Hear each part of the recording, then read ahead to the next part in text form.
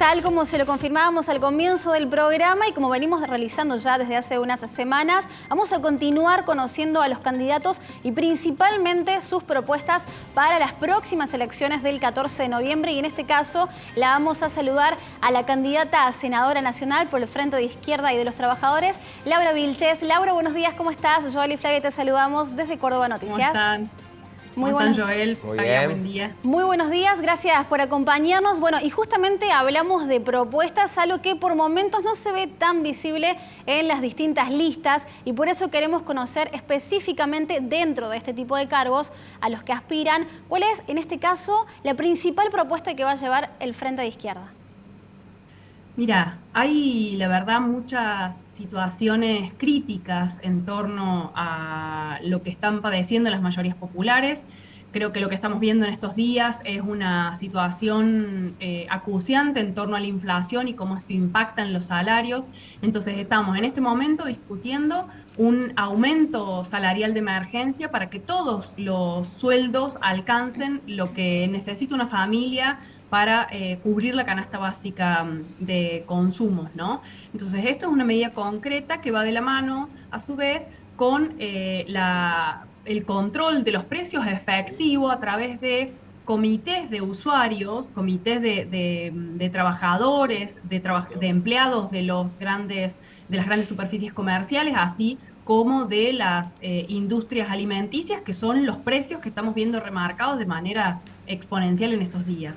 Y esto va de la mano con otra propuesta que hemos hecho en las primarias, como ustedes decían, a veces quedan perdidas las propuestas y la verdad que en la primera etapa de esta campaña electoral hemos visto muy poco debate de qué se pretende hacer con las graves problemáticas de la población trabajadora y de las mayores populares. Y frente a eso sostenemos la necesidad de la reducción de la jornada laboral a 6 horas, 5 días a la semana, garantizando, como decía recién, que todo trabajador y trabajadora cobren lo que necesitan para cubrir la canasta básica familiar como mínimo. Obviamente a eso se agregan todos los antigüedad, premios, etcétera. Esto es fundamental porque en la Argentina tenemos un grave problema de desocupación que alcanza a 2 millones de personas como mínimo y afectando las ganancias de las principales 12.000 empresas de nuestro país, entre las cuales hablamos esas alimenticias o las grandes empresas manufactureras que, o casualidad, las vemos en la nómina de los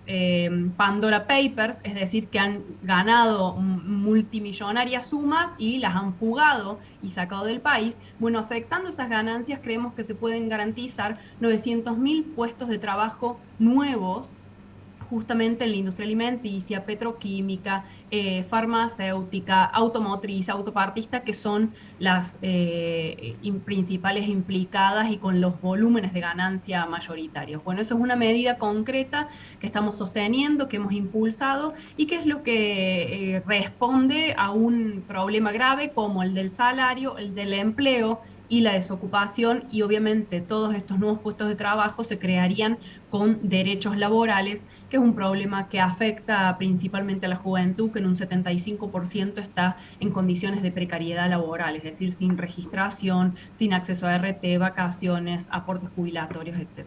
Sin dudas, sin dudas. Estoy de acuerdo en esa enunciación que acabas de hacer, Laura, que me parece que son los temas prioritarios que tiene que resolver hoy por hoy Argentina y que lo padece gran cantidad de habitantes de este país. Te pregunto sobre otros proyectos que también son importantes, pero que históricamente la izquierda ha sostenido y que ahora otros partidos de manera oportunista se apropian.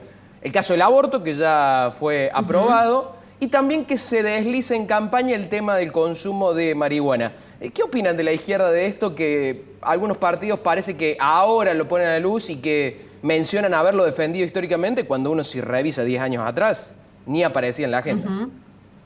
Totalmente de acuerdo. Creo que en primer lugar da la razón a lo que venimos planteando desde hace tiempo desde la izquierda, ¿no?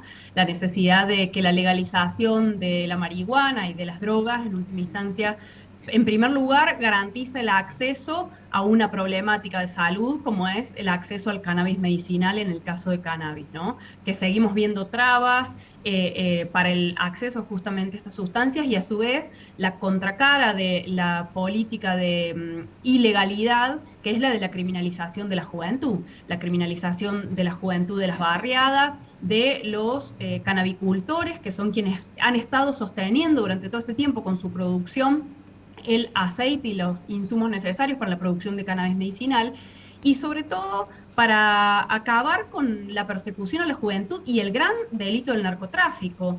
Se pone el acento en la persecución del pequeño consumidor, es decir, del pibe que lleva un porro en la mochila, en el bolsillo, cuando acá sabemos que el gran delito del narcotráfico es un delito organizado, garantizado y sostenido por las fuerzas policiales, por sectores cómplices del poder político y del poder judicial. Entonces, como hemos visto hasta ahora, una política de criminalización no resuelve ni el problema del consumo problemático de estas sustancias, para lo cual desde ya opinamos que hay que sostener una política de salud, es decir, el problema de quien tenga consumos adictivos tiene que resolverse con una política sanitaria, no una política criminalizadora y persecutoria desde el punto de vista policial, y justamente la forma de acabar con este gran negocio que es el narcotráfico es volviéndolo un consumo legal, y desde ya que todo lo que tenga que ver con lo sanitario se atenderá desde el punto de vista sanitario, pero no con una política de criminalización. En ninguna parte del mundo la política de criminalización y de penalización ha sido fructífera y ha resuelto el problema del narcotráfico, que como decimos es un gran delito organizado por los actores estatales. Por eso sostenemos la política de legalización del cannabis y de otras drogas también. Hay que mantener una política sanitaria como se hace con el alcohol, con el cigarrillo, es decir, con otras drogas legales, ¿no? Laura, recién te quiero llevar a otro tema que planteabas recién y tiene que ver con una de las grandes problemáticas, con la creación de puestos de trabajo para la juventud, en realidad, sobre todo después de lo que ha sido esta pandemia para todos los grupos etarios. Pero específicamente te quería consultar por este proyecto del Gobierno Nacional de transformar en trabajo los planes sociales. ¿Qué opinas al respecto? Y es una pregunta que te pido una respuesta lo más breve posible por una cuestión de tiempo. Pero ¿qué opinas de esto? ¿Es una solución a la problemática que tenemos los argentinos? Mira, yo creo que los planes sociales fueron una respuesta a la gran crisis del 2001, donde el FMI aplicó planes de ajuste junto a los gobiernos. Creo que el derrotero hacia futuro es el mismo, entonces una política de nuevos planes sociales que debería ser de emergencia no resuelve el problema del empleo. Como decía, para nosotros el problema del empleo se resuelve generando nuevos puestos de trabajo y obviamente con todos los derechos. La política que ha lanzado el Gobierno Nacional vía decreto no garantiza que los salarios que tengan esos trabajadores en los cuales supuestamente se va a reconvertir el empleo sean los acordes al convenio del sector en el que se inserta ese trabajador.